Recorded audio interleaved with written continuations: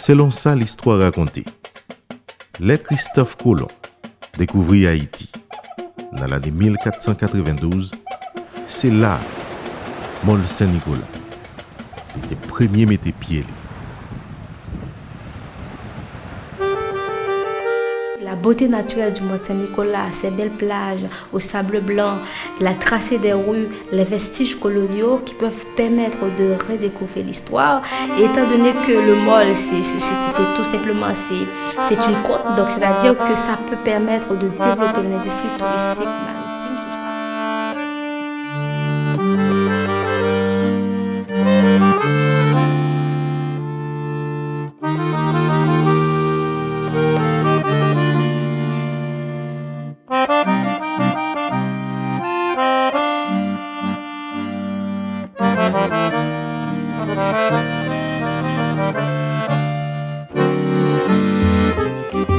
Les ça, Christophe Colomb, terre les îles Hispaniola, qui voulait dire ti Espagne.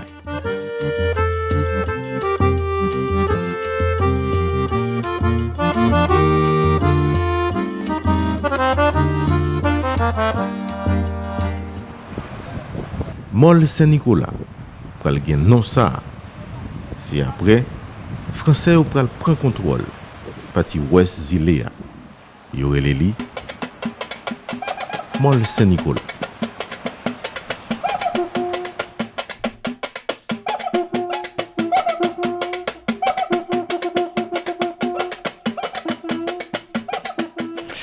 Le Mont Saint-Nicolas a une histoire très intéressante et c'est une histoire très intéressante et c'est par le simple fait que c'est l'espace où Christophe Colomb et ses troupes sont arrivés pour la première fois sur l'île d'Haïti. Donc, certains historiens pensent que c'était le 5 décembre 1492. C'est ce que nous étudions d'abord dans l'histoire d'Haïti avec les frères de l'instruction chrétienne. Donc c'est le 5 décembre 1492. D'autres historiens soutiennent au contraire que c'était le 6 décembre 1492 qui correspond aux festivités organisées pour célébrer le Saint-Nicolas. Donc c'est dans certains pays de l'Europe, on célèbre cette fête de 6 à 9 décembre. Donc étant donné que Christophe Colomb était originaire de l'Italie et Christophe Colomb, peut-être que c'est dans le but de respecter cette tradition nationale que Christophe Colomb a baptisé non seulement Hispaniola, mais aussi le Mont Saint-Nicolas garde encore le nom de ce tome sacré qu'on appelle Saint-Nicolas en Europe. Et à partir du Mont Saint-Nicolas va commencer une période dans l'histoire nationale et qui a des moments amers parce que justement avec cette période coloniale, il y a nos frères, les premiers habitants taïnos vont être assujettis et va commencer aussi le commerce transatlantique avec l'Amérique, l'Europe et la France où on commence à faire venir les Noirs d'Afrique. Et après que les premiers habitants commençaient à mourir en grand nombre, pour permettre que la main-d'œuvre, pour permettre d'extraire l'or de la terre, il faut de la main-d'œuvre. Et ces main-d'œuvre-là, c'est l'Afrique qui pouvait offrir cette main-d'œuvre à l'Europe, notamment pour se desservir la colonie.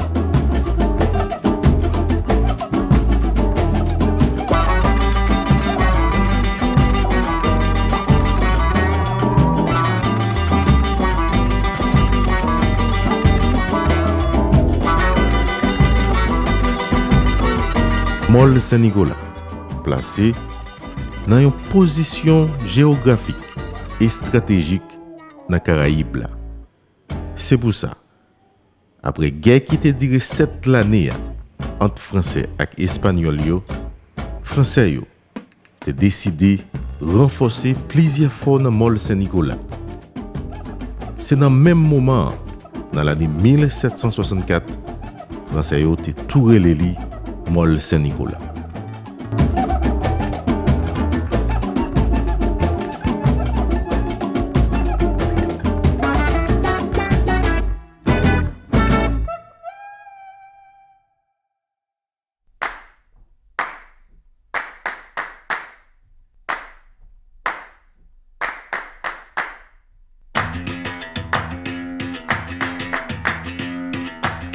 il y a tout un ensemble d'activités qui se sont subvenues sur le Mont Saint-Nicolas. D'ailleurs, à partir de 1625, les Français ont commencé à arriver sur l'île et c'est à partir de là, le Mont Saint-Nicolas, dans la côte du Nord-Ouest, ont commencé, ils vont arriver les flibustiers, les boucaniers, les habitants, tout ça sur le Mont Saint-Nicolas. Derrière le Mont Saint-Nicolas se cache un passé, se cache une mémoire, se cache une histoire qu'il faut comprendre, une histoire sur laquelle il faut réfléchir, une histoire aussi qu'il faut apprendre. En termes de position stratégique, le Mont Saint-Nicolas est géographiquement très bien situé. Donc, il est situé d'ailleurs il est situé sur le canal du Vent qui sépare les îles Haïti et le Cuba et qui relie l'océan Atlantique et la mer des Caraïbes. Et le canal du Vent, c'est aussi la route maritime la plus directe entre le canal de Panama et la façade atlantique des États-Unis.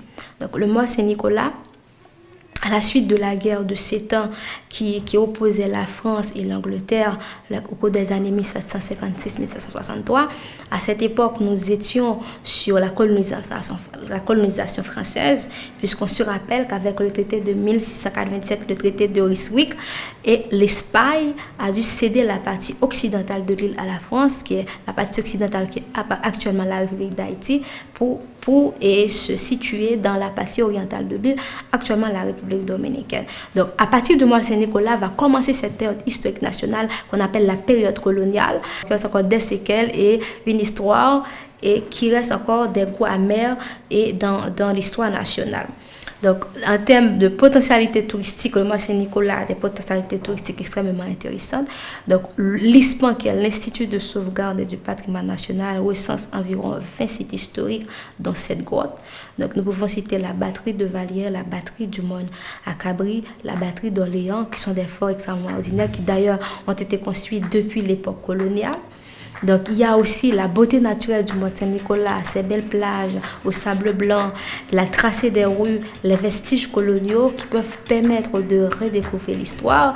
Et étant donné que le Mol, c'est une côte, donc c'est-à-dire que ça peut permettre de développer l'industrie touristique maritime, tout ça.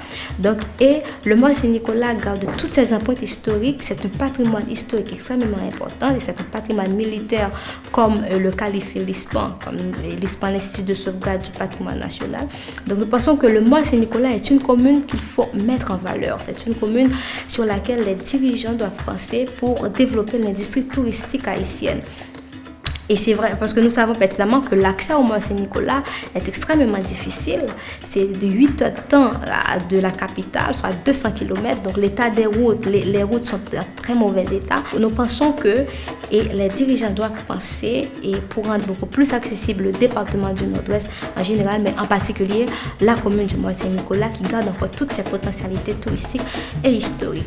Donc alors, nous pensons que il est de bonne guerre si nous demandons aux autorités de développer cette commune et de permettre à ce que les Haïtiennes et les Haïtiens en particulier et les étrangers pouvoir accès à cette commune afin de découvrir l'histoire nationale, afin de comprendre l'histoire nationale aussi, afin de mieux appréhender certains moments de notre histoire nationale.